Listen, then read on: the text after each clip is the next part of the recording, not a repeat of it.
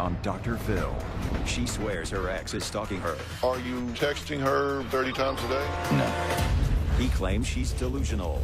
You believe his family were watching you from the trees. Add her mother to the mix. He's nuttier than a porta potty at a peanut convention. And let the blame games begin. The only tracking I can verify is when you've tracked him. How have I tracked him? Like in Vegas? Oh, yeah, I did, yeah. Let's do it. Have a good show, everybody. Here we go. This is a safe place to talk about hard things. Stand by. We'll count you down. I try to be an emotional compass and point you in the right direction. 5, 4. I am not giving up on you.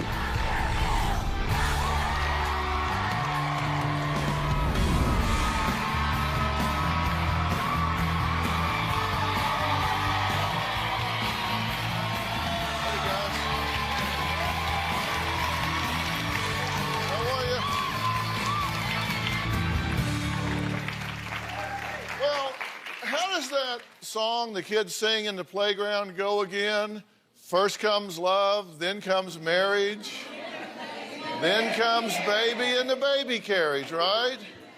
But unfortunately for my guests, Leslie and Andy, their song goes more like first came marriage, then came the nasty email exchanges. Leslie to Andy, once again, you're the one making that rule, which is hindering me from seeing my son. Andy to Leslie, don't try to fool me with your innocent victim crap. Everything you say is a lie or manipulation.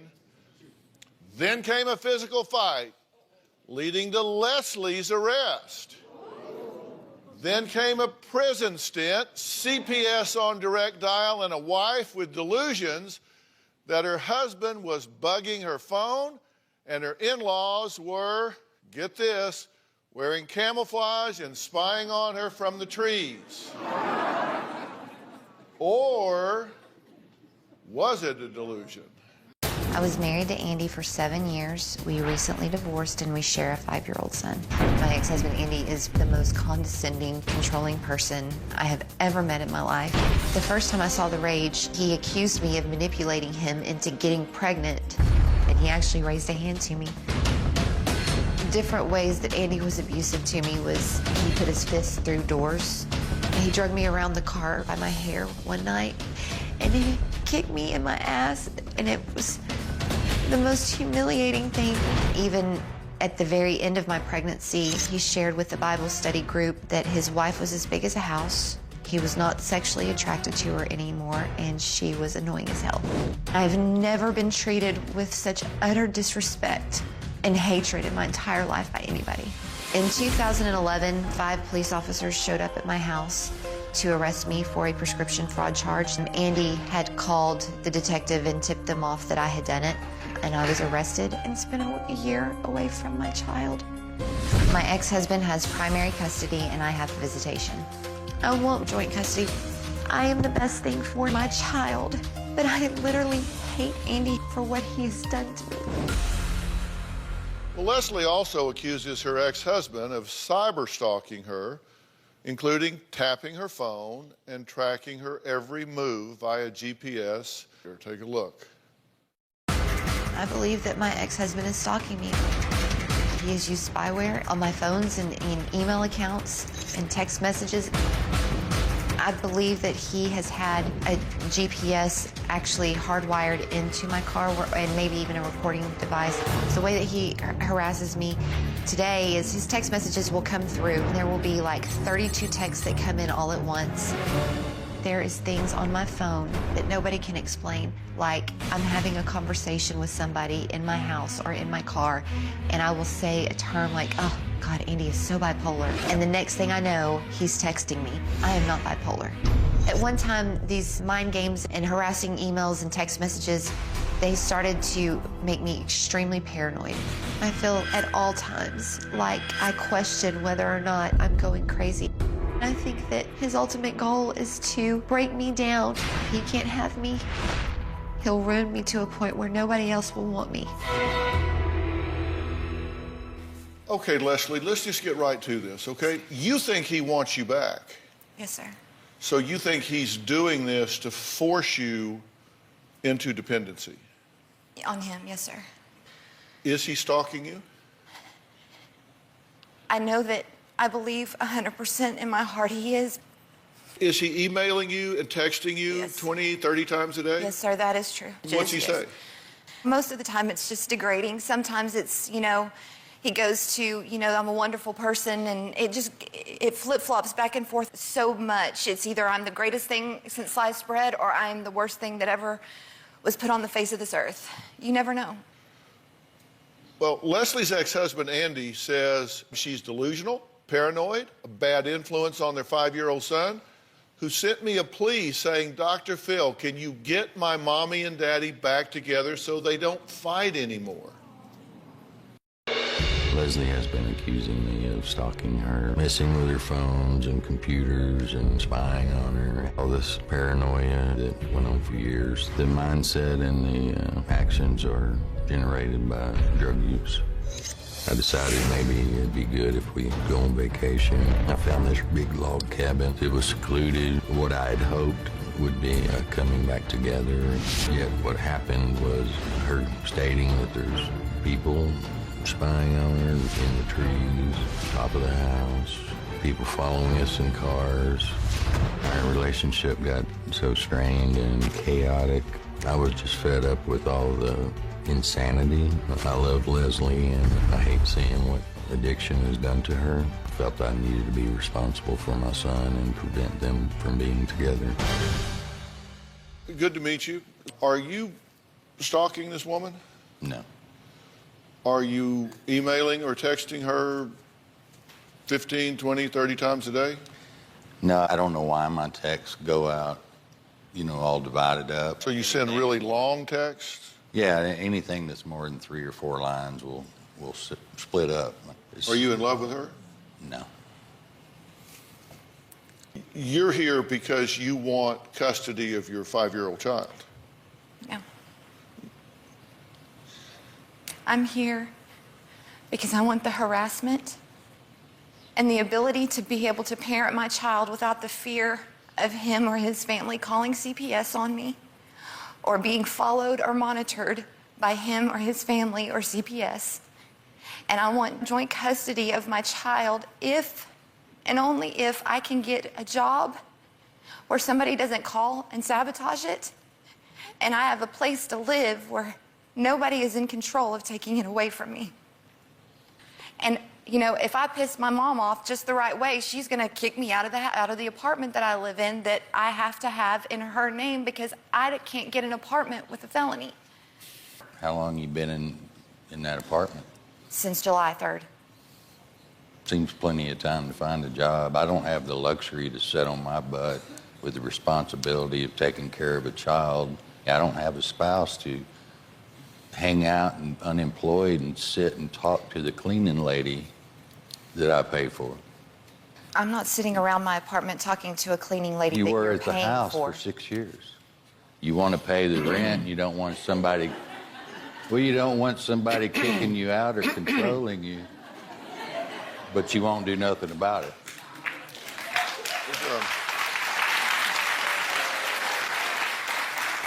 Maybe that's why your text messages break up into... It says we're changing sentiments here. He's got to be a different guy. Cause... Somebody's bugging my phone and stalking me. Well, coming up, Miss Senior Texas 2013 sounds off. We're talking about her mother. Her name is Myrna. She says she knew Andy was bad news from day one. But she doesn't necessarily get along all that much better with her daughter. But we'll hear from her when we come back.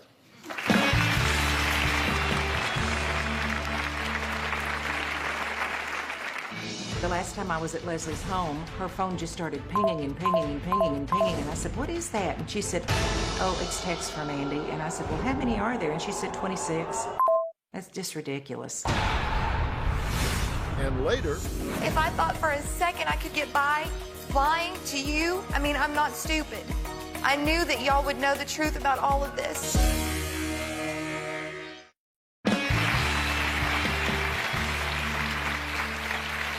Leslie and Andy are the divorced parents of a 5-year-old son and currently battling over a number of issues. Leslie would hope to get to a point where she could have joint custody, but says, I'm not really ready for that yet. She says she needs to get a job and a stable home, but she can't do that if the interference doesn't stop. Leslie claims that Andy has too much control over their child and her involvement in the boy's life. Leslie also alleges that her ex-husband is stalking her by tapping her phone and tracking her every move via GPS, which Andy says is absolutely not true. We're going to add another person to the mix, Leslie's mother. Myrna also says Andy is a control freak who uses her grandson to get what he wants from both Leslie and her. My daughter Leslie just divorced a narcissistic abuser. He will not leave her alone. Andy, in the beginning, did not want children, and I advised her not to marry him. Things got worse after they got married because Andy is incredibly controlling. Andy does harass Leslie, but I think he tortures her mentally and emotionally. The last time I was at Leslie's home, her phone just started pinging and pinging and pinging and pinging, and I said, what is that? And she said, oh, it's text from Andy. And I said, well, how many are there? And she said, 26. That's just ridiculous. I'm never surprised by the things Andy does to Leslie. I do sometimes get surprised at the levels that he will stoop to. One minute Andy loves her, and the next day he's trying to throw her in jail by telling lies on her. When he gets mad at others, he threatens, he makes up lies. He never says it to your face. He won't talk to you face to face at all. He texts or emails like a 12-year-old girl. He has definitely threatened me that if I don't do what he likes, that he will withdraw my grandson from me. He's done that once, and it was very painful. He has turned on me with his texting and his threats. He constantly reminds me that grandparents have no rights in Texas. If you don't do it Andy's way, you won't do it at all. I've never had a conversation with Andy face to face because he's a coward, and he will only bully women over text. If I could see him face to face and give him a piece of my mind, I'd say, you're nuttier than a porta potty at a peanut convention.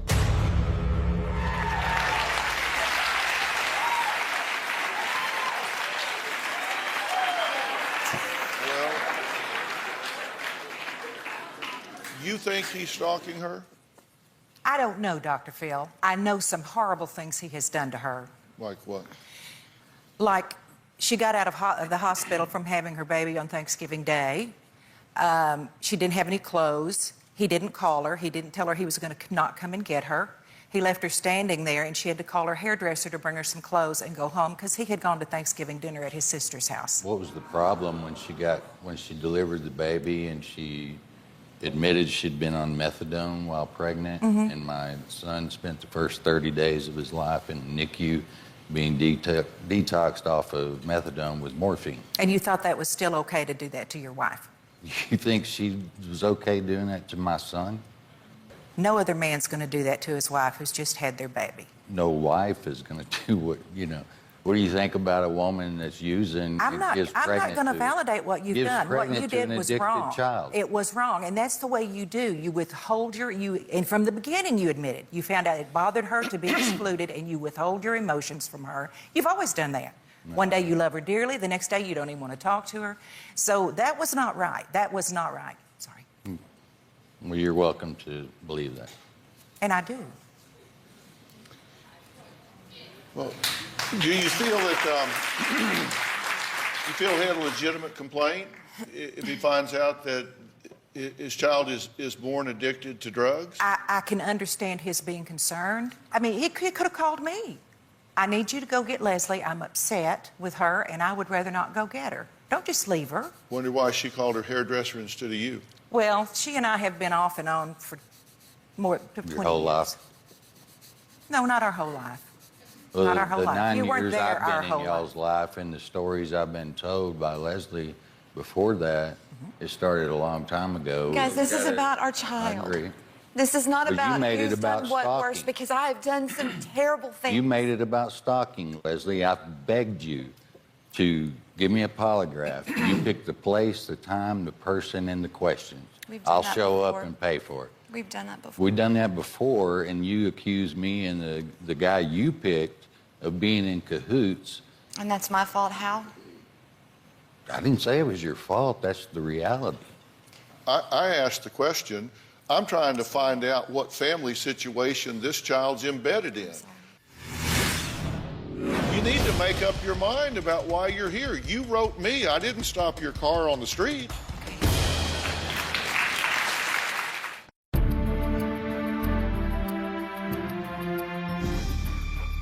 I want to know whether or not this is some wild-eyed guy that's stalking you, trying to drive you crazy. I want to know if you're stable or you're not stable. I want to know what's going on. I kind of want to know what the hell we're doing here. Yes, sir. You told us you were here because you wanted custody. I said, so you're here because you want custody? Oh, not really. I just want him to quit harassing me and stalking me. So I start talking about that. And you say, no, wait a minute. I asked you if it was about custody. You said, no, it's about him harassing and stalking. So we start talking about that. And you say, no, you need to make up your mind about why you're here. You wrote me. I didn't stop your car on the street. Okay.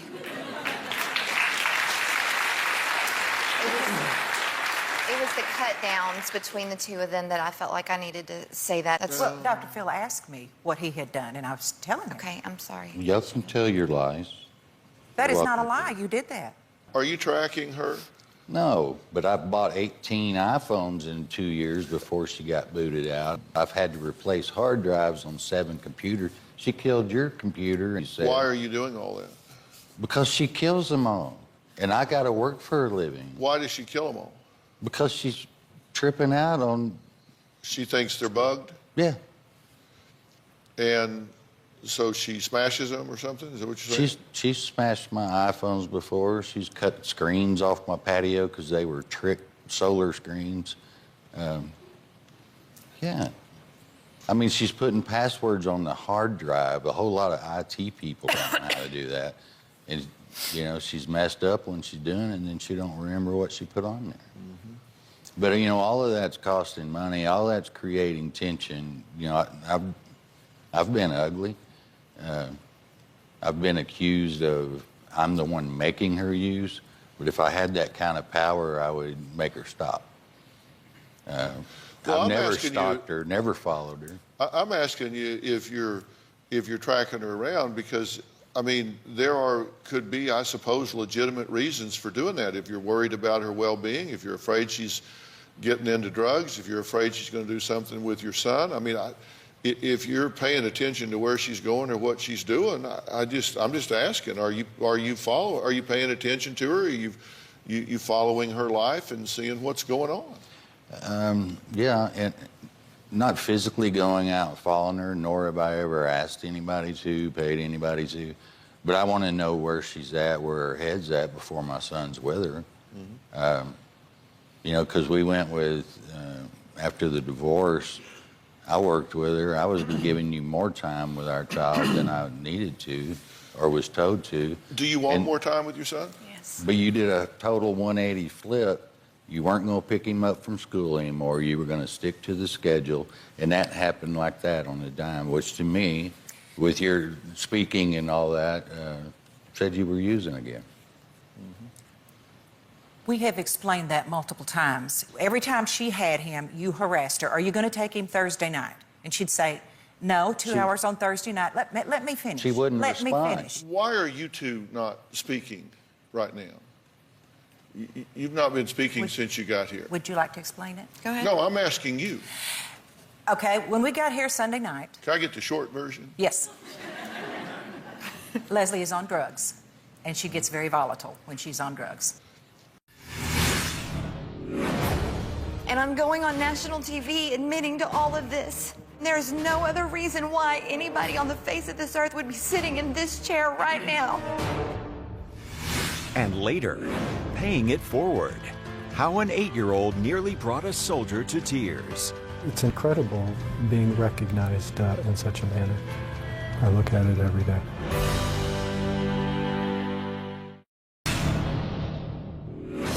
My mother is a narcissistic abuser. She was so mean and hateful growing up.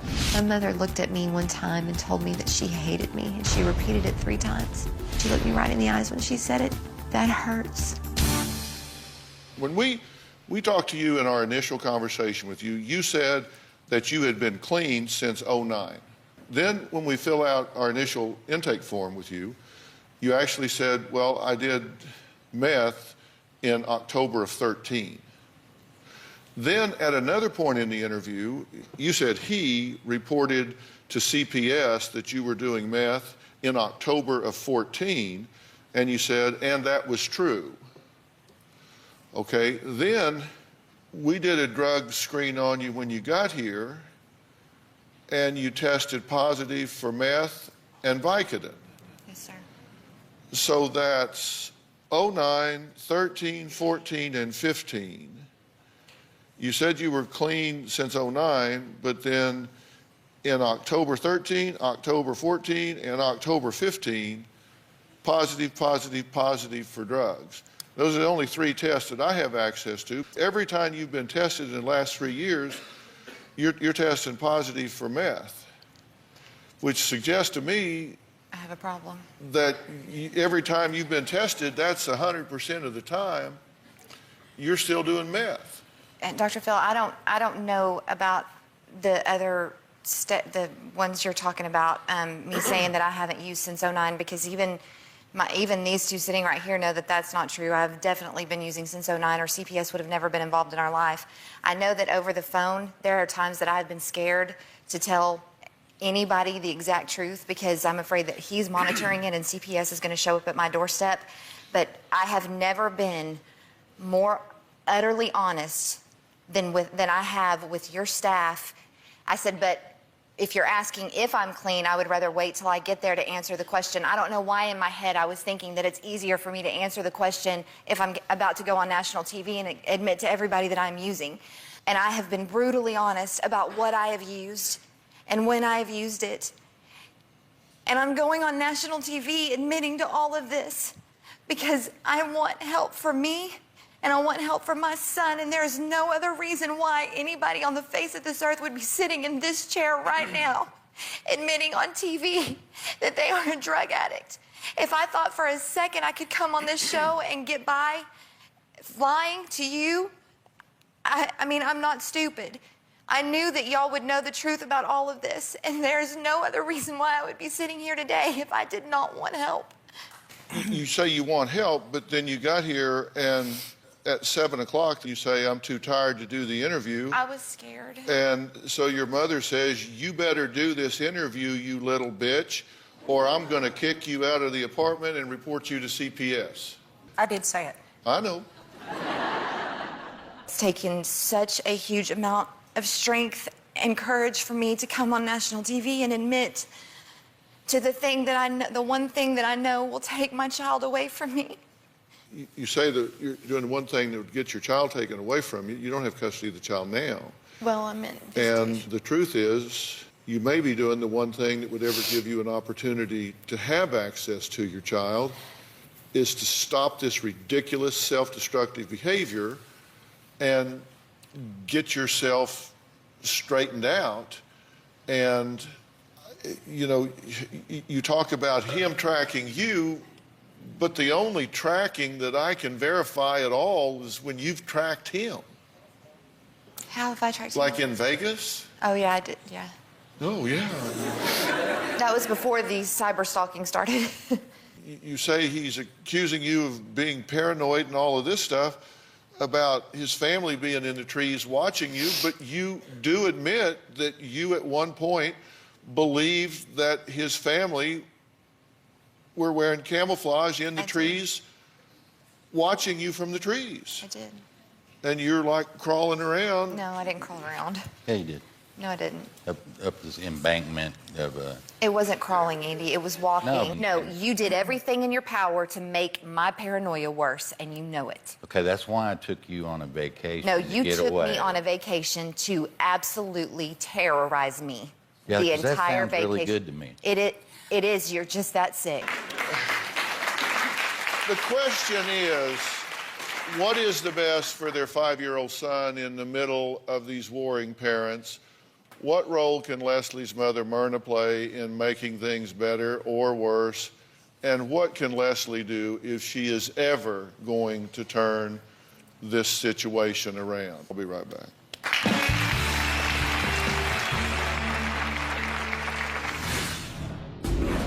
day's going to come where he's going to get old enough to say, my mother had a choice, and she decided to get high. I don't want that. I don't want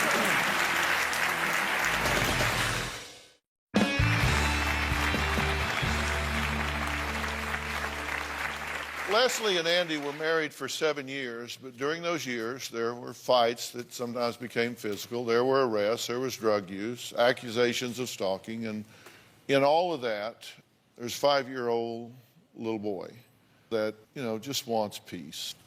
Andy, I don't know what your real thoughts or motivations are, but I'll tell you one thing for absolute sure, and you can go home and you can write this down and you can put the date on it, and you can reference it in 5 years and in 10 years, and remember that I told you this.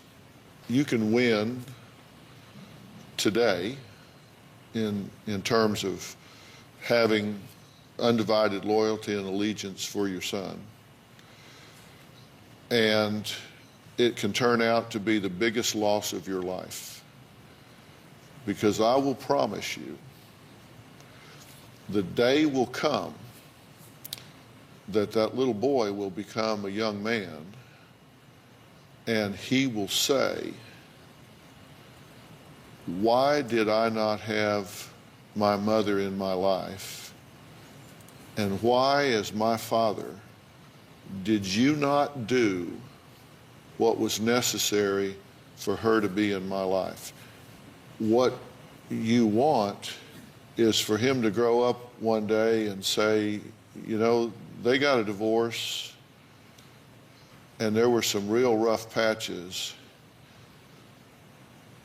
but my father did what was necessary to make sure that I had a relationship with my mother, and that was critical in my upbringing, and I will forever be grateful to him for being a big enough man to do that for me.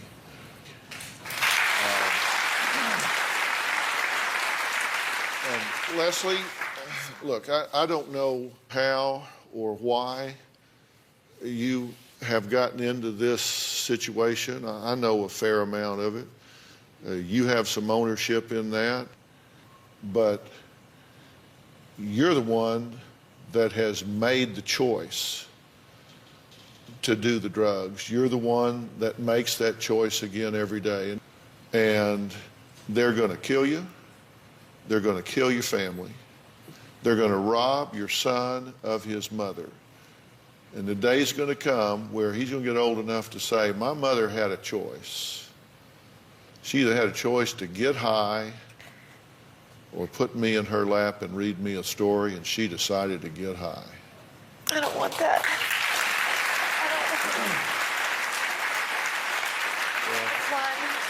If he had to tell a story right now, that's the story that he would have to tell, because that's the truth right now.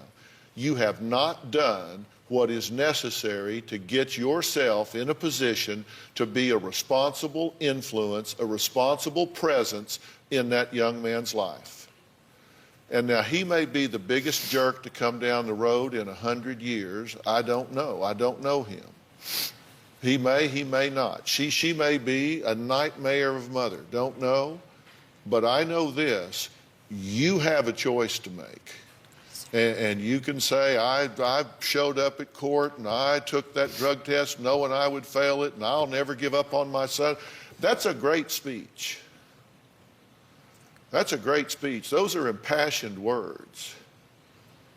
But you still went home and got high, didn't you? Yes, sir. I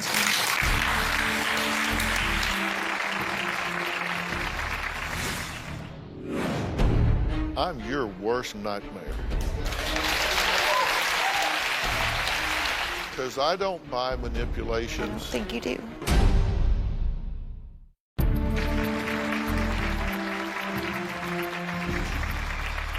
So you got to make a decision. You got to make a decision that says, at some point, I'm going to stop talking, I'm going to stop complaining, I'm going to stop blaming, and I'm going to take responsibility for who I am as a woman and a mother, and I'm going to put myself in a position to be in my son's life. Now, I'm willing to help you do that. I am willing to help you do that, but you need to understand something about me. When I get involved in this, if you're going through the motions and trying to put a face on this, I'm your worst nightmare.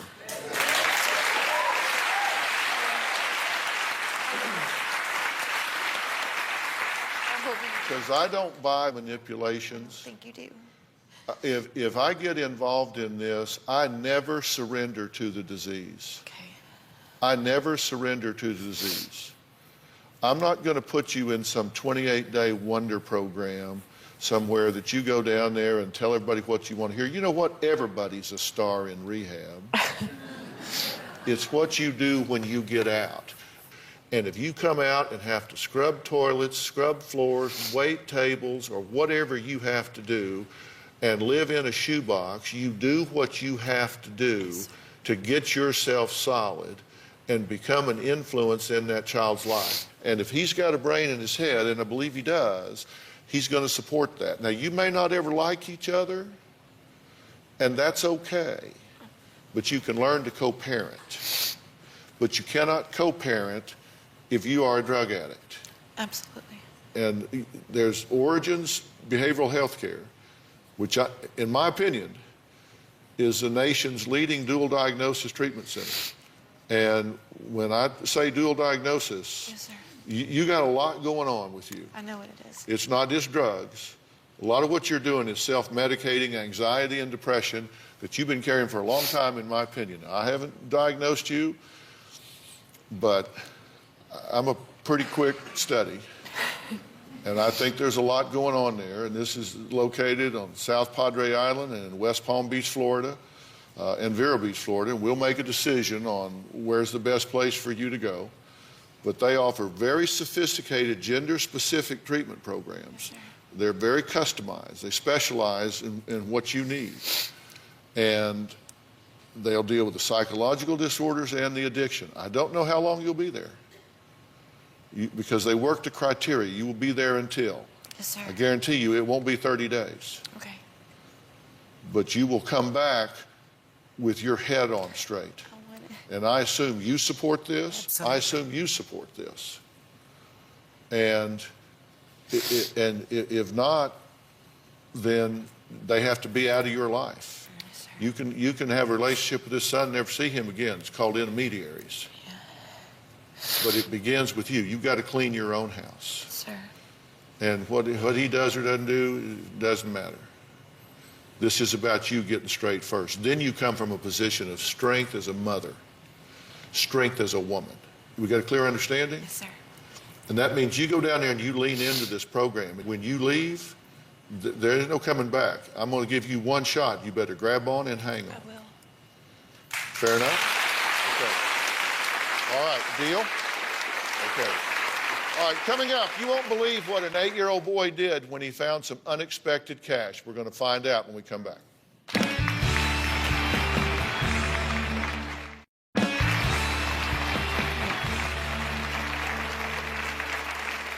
On October 6th, Lauren, a college student, was running through a park in New York City. She had no idea she dropped her school ID, that is, until her professor called her and said, you know what? You're famous. College student is the talk of Twitter thanks to Tom Hanks. He tweeted a picture of her Fordham ID card after he found it, and since then everybody's been looking for Lauren. She's Fordham University senior Lauren. I don't have a Twitter, but one of my professors emailed me with a link to Twitter and said, you're famous. Lauren says she was out running in Central Park yesterday when she must have dropped it. So, about Tom Hanks. I have not spoken to Tom Hanks personally. If he has my ID and would like to give it back, I will surely meet him to do that. This is really a full circle moment for Tom Hanks. Back in March, he lost his credit card and then tweeted, a guy named Tony found my credit card on the street in New York City and returned it. Tony, you make the city even greater. Thanks, Hanks.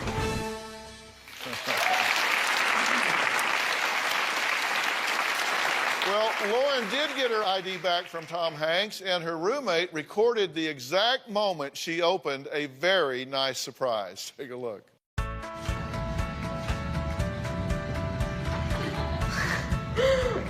Lauren, hold on to this. Tom Hanks. Oh my God. Look at the letterhead. Here it is. What do you say to him? Thank you so much. I will definitely hold on to it.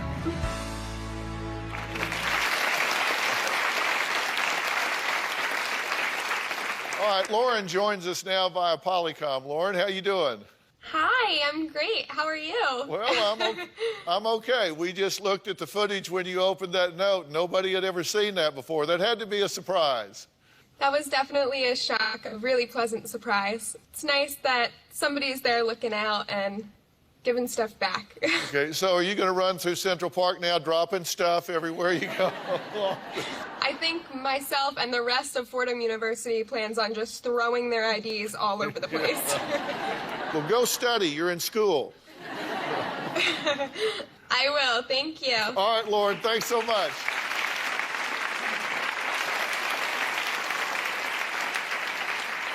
Now, this pay it forward kind of goes on, because when an 8-year-old boy found a $20 bill, he decided, you know what, I'm going to buy me something. Then he thought, wait a minute. He wanted to do something in honor of his hero.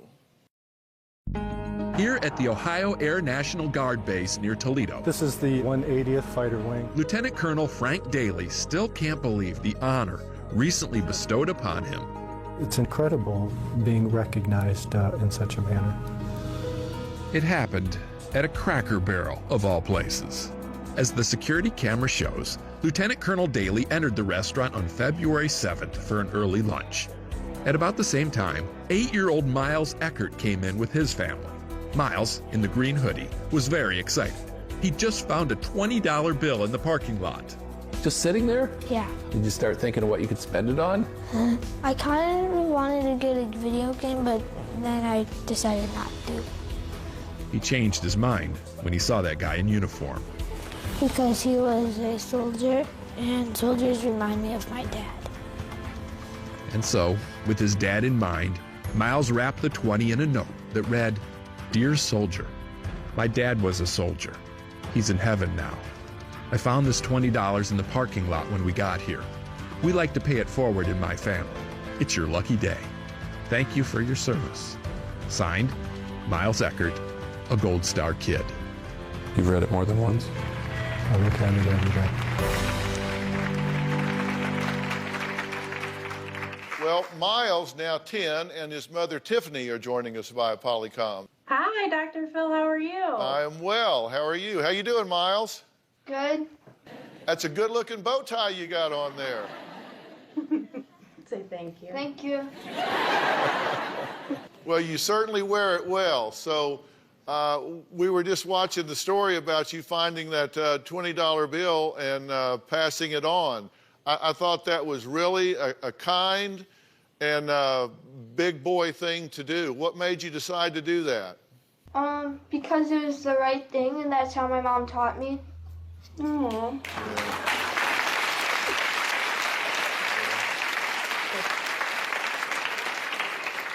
You and your family met with President and Laura Bush, right?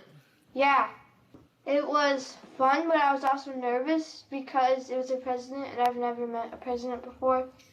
Miles is going to be presented the Freedom Award from the Carolinas Freedom Foundation, and Miles will be the first child to ever receive that award. What do you all think of